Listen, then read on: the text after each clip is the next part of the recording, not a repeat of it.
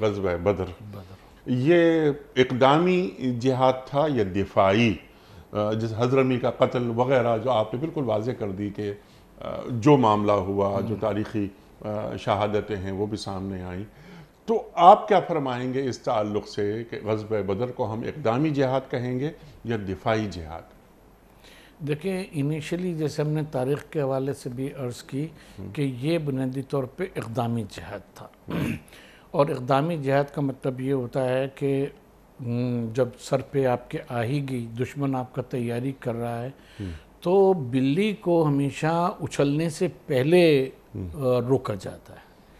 دفاع جو ہے وہ ہمیشہ یہ اپنے آپ کو تیار کیا جاتا ہے، ڈیٹرنس پیدا کی جاتی ہے کہ دوسرا حملہ آور نہ ہو سکے۔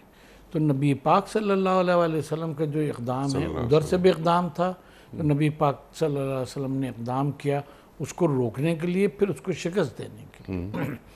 تو یہ یک طرفہ طور کے اوپر یہ نہیں تھا کہ آپ بس بیٹھے ہوئے تھے اور آپ دفاع کرنا چاہتے تھے، نہیں، جب دشمن آپ کے سامنے ہے تو آپ کو اس کے خلاف اقدام کرنا ہے، سبحان اللہ۔ اور اس کے لیے آپ نے پوری اسٹریٹجی جو تھی وہ بنائی۔ اور جب انسان معرکہ جنگ میں ہوتا ہے تو اس میں پھر یہ کہ کفار کا جو مال ہے اس پہ قبضہ نہ کیا جائے، لوٹا نہ جائے، جو اس کے آداب ہیں، آداب حرب، وہ سب کے سب ہمیں دیکھتے ہیں غزوہ بدر میں پورے ہوئے۔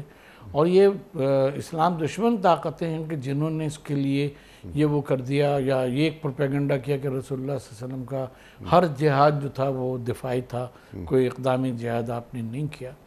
نہیں، دفاع جو ہے وہ اقدام میں ہی چھپا ہوا ہوتا ہے۔ یعنی دنیا کی کوئی جنگ ایسی نہیں ہے کہ جس میں دفاع جو ہے انسان کا اقدام میں نہ چھپا ہو۔